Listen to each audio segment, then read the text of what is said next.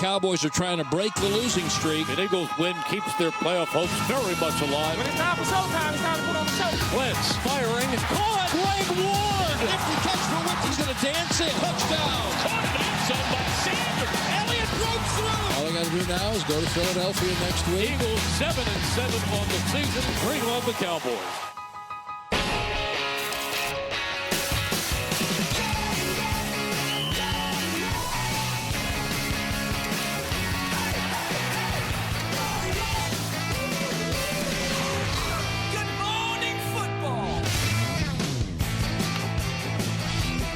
A GMFB and GMFB Weekend collaboration, a mashup presented to you by Intuit QuickBooks. We've got Mike Garafolo and Michael Robinson alongside myself and Kyle Brandt today, known arsonist Mike Garafolo.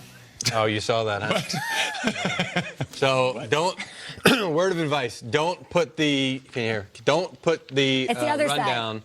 Well, it's on both sides. It actually went through the paper. Oh, that's fun. Don't put the rundown on a curling iron. That's what happens. Is that what you did? What were you using a curling iron for? There you go. That was good. Wow. What's happening? Great question. Very good follow-up question. Better question, who wins, Cowboys or Eagles? Lead block. Lead block. Cowboys quarterback Dak Prescott, a limited participant in practice again yesterday with the right shoulder injury. The fourth-year QB was looking for a big bag of money and gave us an update himself on his status for Sunday. I mean, I'm getting better. Simple as that. Mobility, function, and it's all improving. That's the key. It's the goal. I'll be good to go Sunday. It's frustrating. I'm a guy that likes to be in action. I don't like to sit back. Don't like to take any reps off. But it's good mentally. It's always fun. Just challenging yourself. And right now it's just a mental challenge. So same preparation in the game plan, if not doubling down, since I don't get those physical reps. But I'll be ready to go. Rap Sheet joining us now to talk about Dak Prescott, the shoulder, the latest injury, definitely not the first or the only one that he's dealing with ahead of this crucial NFC East matchup. What do you know?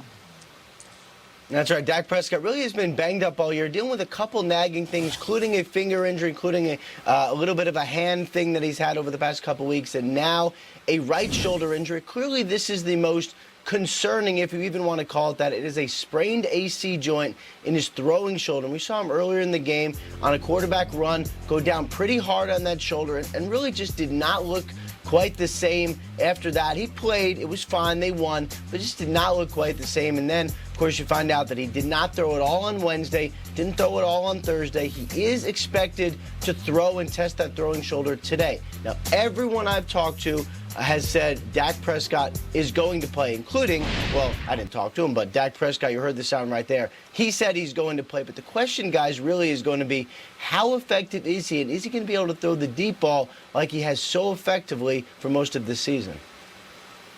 Appreciate you. You certainly can throw the deep ball on this Eagles secondary. We'll see how it shakes out on Sunday. Dak Prescott never has missed a game. He's never really even been limited in practice, so we'll see how this affects a huge, pivotal matchup in Week 16. Ian, don't go anywhere. We'll talk to you in a little bit. Now, check out Dak and his draft mate, Carson Wentz, and how they compare. Nearly identical as far as stats are concerned, except for average annual value. Dak, of course, still waiting for that Brinks truck to back up into. How many championships? Dak played a big role in that. Okay, I got you. Dak wants to play it out, and Dak wants to try to hit it bigger than Wentz on an average per year basis. So Dak's salary has a K next to it. know. He's the Dallas Cowboys star quarterback. Insane? I mean, yeah, in this area, it's After very. He's still on his rookie deal. It's crazy. It's wild, but it's that Oikos money, though. I hope so. Right? Lean protein, K. Kyle, will the winner Yeah. of this game be determined by the two quarterbacks that are playing and how they play? In a sense, yeah. I feel like if we hear that Dak Prescott threw for 170 yards in this game, I almost feel like the Cowboys win by 2 scores because they have the muscle. If we hear Carson Wentz threw for 70 yards, see you later. See you later, Philly. You know, it always takes me back to Cabo, and I keep thinking about Zeke.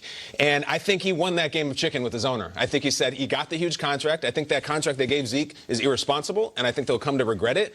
But it's for days like this. They pulled you out of Mexico, dude, and gave you this money to beat the Eagles and run all over the link. This is an international incident. Him, Tony Pollard, absolutely. I think Dak, give me 150 yards and a touchdown, they can still win this game. They should run all over them. Would it drive you more going up against a draft mate that you know got a bag of money if you're Dak Prescott? Is there a little extra to this game? I think if it was anybody else, but Dak seems to be, I call him the Manchurian quarterback. He has a microchip in his brain. He doesn't talk about the money. He is the ultimate company man. If it was me, me, I'm not showing up for week 1 this year. I'm not going to. And what did we say at the beginning of the year? What if Dak suffers a major shoulder injury and tears his labrum and doesn't have a contract? Thank God we don't have that. But sure enough, he's got a K next to his name. Okay? It's not right. And if it was Dak, I guess he doesn't care. I hope he doesn't get hurt. I really don't. Yeah, I mean, I agree with you at the sense that they do have the muscle to win this game through the run game. If Dak doesn't throw for a bunch of yards, they still can win the game. That's cool. Also, the Philadelphia Eagles, they have to throw the ball. Carson Wentz is going to have to will this team to a win with his arm. But let's not make no mistakes about it. Dak Prescott's going to have to make some plays in the passing game. He's going to have to push the ball down the field some. And to your Ezekiel Elliott point, I don't think they're going to regret paying Ezekiel Elliott. I think they paid him for games like today. They paid him for a playoff run. It always fits a little close to home for you, Mike. That's true. You know that. I know this runs hot for you. It does, and I don't want to get 3-4 years from now, he's making a lot of money. That's all I'm saying. But this game, come on now. Got to have it. He is, and, you know, I kind of think that maybe Jerry Jones told him to stay in Cabo a little bit. Yeah? Add a little intrigue to it, you know. put a little drama around the Dallas Cowboys so that we tune in. So that we tune in every single week. But, yeah, it's going to be a lot of Ezekiel Elliott, and the quarterbacks will have a lot to do with this game. Master of the conspiracy theory. I got more. I got more. All right, what do you got, Mike? Mike Rapp talked about the quarterbacks. The draft class, it was what? It was Wentz, Goff, Dak, then it was Goff, Dak, Wentz. Then where are we right now? Are they all even? Oh, ranking them and stuff like Goff's that? a little lower, and these two are up here. And yes. It depends. You talking about salary, or you talking about how they play? No, we're talking about who we'd rather have in this whole. But I'm looking at Wentz right now, and the one thing that I've seen the last 2 weeks that I think has been huge for him is late in the game when they need him to make throws, he's starting to pass the eye test. It's a little loose. It's a little free flowing. How about a floater there for the game-winning touchdown against the Redskins? On the rollout to Miles Sanders, beautiful form as he's throwing on the run. That's confidence, Mike. It's confidence. It's also that free-flowing feeling that he had in 2017 that he was telling me, I got to get that back.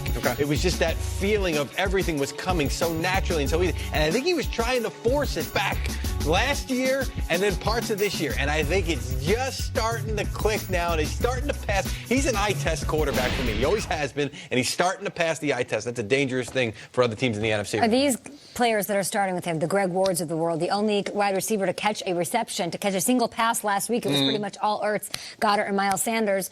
Are they behind him? Does he have that locker room? Oh, there's no question about that. And look, I mean, we know where Alshon Jeffrey stands on this stuff. I mean, it's kind of been hinted about.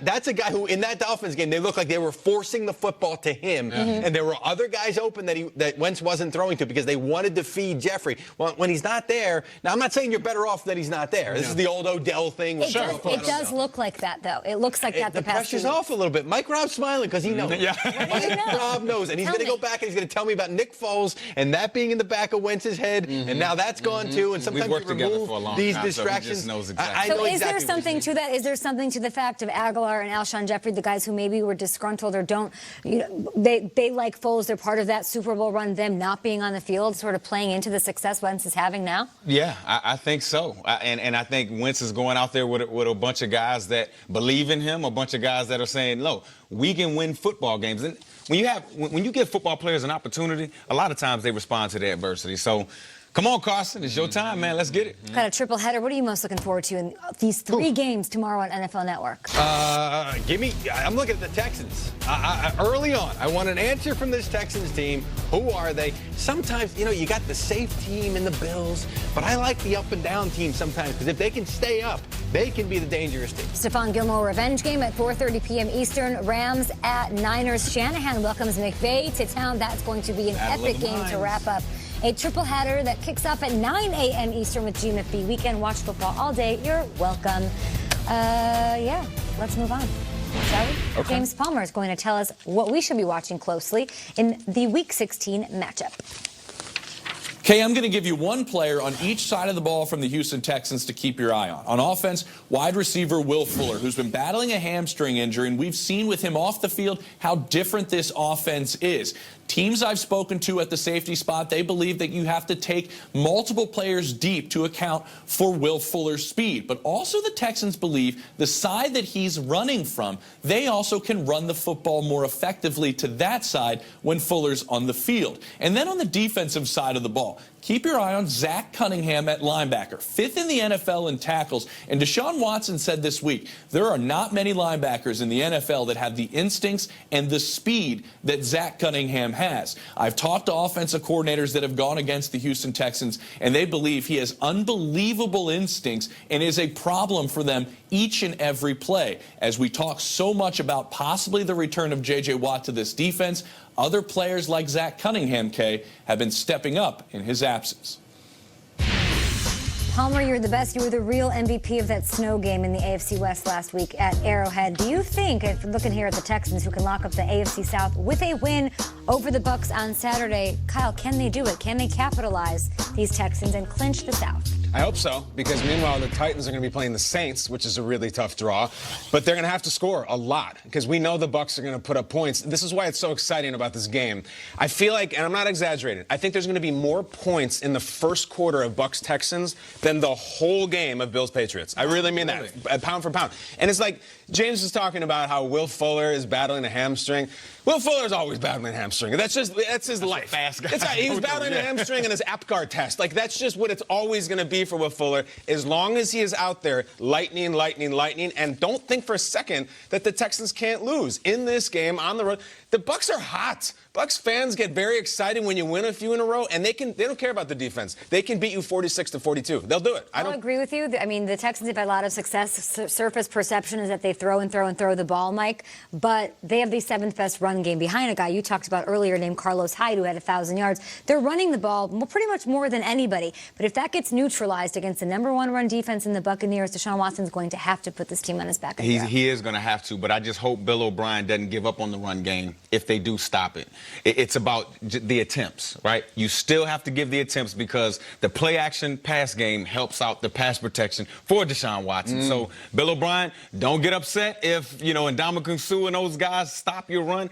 Keep on with the attempts. It'll work out for you in the long run. Because we have a guest coming up on the show that's played for 6 teams in playoff contention. It's pretty cool, right? 6 teams. So who could be who could be better than telling us what to see this weekend than Matt Castle? It's absolutely perfect. Won 11-5 under Belichick, played with Brady, played the Vikings as a senior, the Cowboys, you name it, you played for them. That 11-5 is a tattoo, isn't it? It's huge. Yeah. Big NFC West showdown Sunday. Russell Wilson, can he lead the Seahawks to another victory? People point at that 11-5 and say Brady